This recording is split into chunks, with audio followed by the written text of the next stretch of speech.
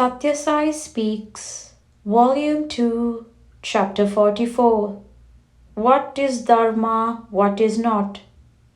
Varanasi Subramanya Shastri spoke so well about righteousness virtue, Dharma, especially the problem of right and wrong, as brought out in the episodes of the Mahabharata. Of course, as he said, right and wrong have to be decided in each case by the analysis of the particular context, with reference to some fundamental principles. Those principles have been visualized by sages and laid down in the Vedas.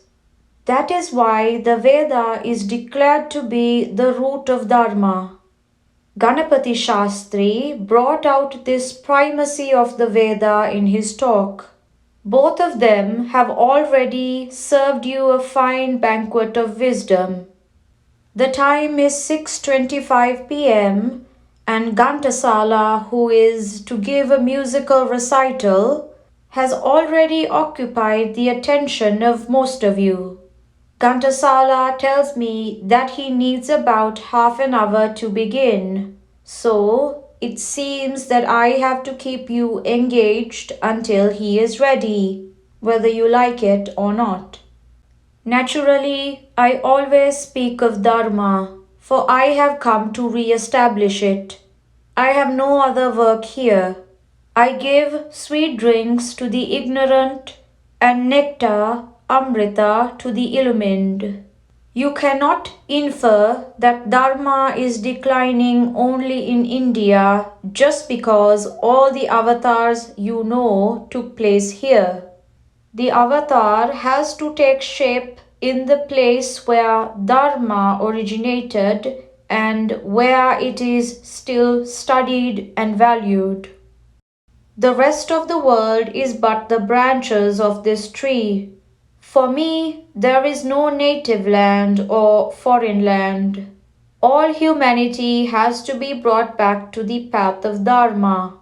The Veda is not ascribable to human skill or authorship. The soul of Veda, Veda Purusha, is not ascribable to any one country. Veda emanates from wherever you yearn for it. All religions and dharmas are but proliferations of Vedic truths. Intentions of actions should be pure. Human nature has to be chastened, controlled, and guided along certain channels. Otherwise, like the flooded Ganga, it will bring disaster to millions who rest in security, believing it to be harmless. The haste to secure an immediate advantage has to be cured. The latter advantage may be more lasting and more healthy. Benefits to the individual have to be given up in favor of benefits to the group, the village, the community, the country, or the whole of mankind. Ideas, principles, laws, customs, codes, habits, actions, all are to be judged on the twin points of intention and consequence. Is the intention pure? Is it born out of love, prema? Is it based on truth, satya? Does it result in peace, shanti? If yes, dharma is enshrined in that action or law, custom or conduct. Intention and consequence are the two bands that guide the floodwaters of the Godavari safely into the sea, which can swallow any amount of river water. In fact, it is the rule and the restriction that gives charm to the game of life.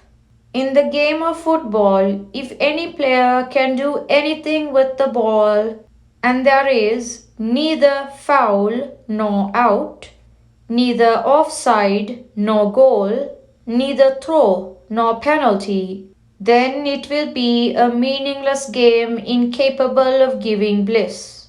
principles on which Dharma is based.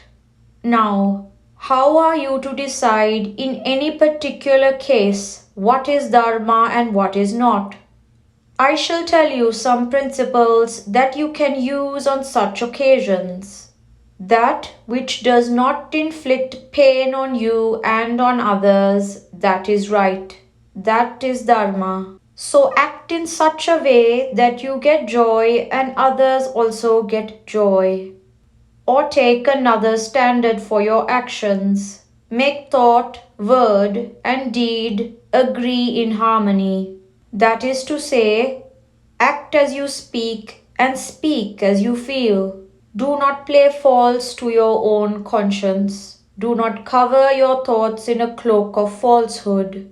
Do not suppress your conscience by forcibly enslaving it and embarking on actions not approved by it. That is the dharmic way of life. Frequently doing right makes it easier and easier. Habit grows into conscience. If you are once established in right conduct, you will automatically follow the right. What you do depends on what you are. What you are depends on what you do.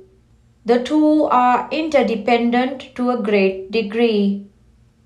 Or there is another principle. Dharma trains you to be calm, level-headed, secure in equanimity. You know the transitory nature of success or failure, riches or poverty, joy or grief, appointment or disappointment. You are not elated or deflated. You are serene, unmoved. Anything that helps you to maintain this unruffled stability is Dharma. To cut it short, sensual life is a adharma, against Dharma. Spiritual life is Dharma. Dharma is that which sustains, saves, and sanctifies. Man is born and is given a lease of life so that he may earn the knowledge of his identity with the infinite. There are differences between the limbs of the body, but they all belong to the body.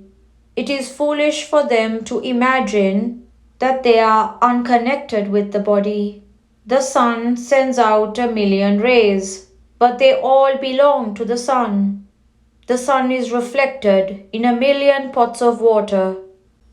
But though they all are tiny images of the sun is the truth, and the reflections are all relatively unreal. Do not have a double standard. One common definition of Dharma is that it is the adherence to the rule. Do unto others what you wish them to do unto you. Do not do unto others what you do not wish them to do unto you. Do not have a double standard. Treat all as your own self. That is to say, you must have faith in yourself, and only then can you have faith in others. You must respect yourself and respect others. Egoism is the measure of altruism. Mankind is one community. Harm yourself and you harm all. Make a person stand erect, and that act makes you stand erect. The treatment you wish others to render to you is itself the measure of your duty to them. The Vedas and the Upanishads, which form the jnana, spiritual wisdom, and the upasana, worship section of the eternal religion, Sanatana Dharma, are the best guides to the path of Dharma for mankind, for all classes, the family, society, the professional group, and the individual. Just as Delhi is the capital of India, India is the spiritual capital for all mankind. It is the responsibility of Indians to demonstrate in their lives that Dharma confers on them peace and happiness, so that the rest of mankind may get the inspiration to follow the same path. Prashanti Nilayam, 1962, October 5th.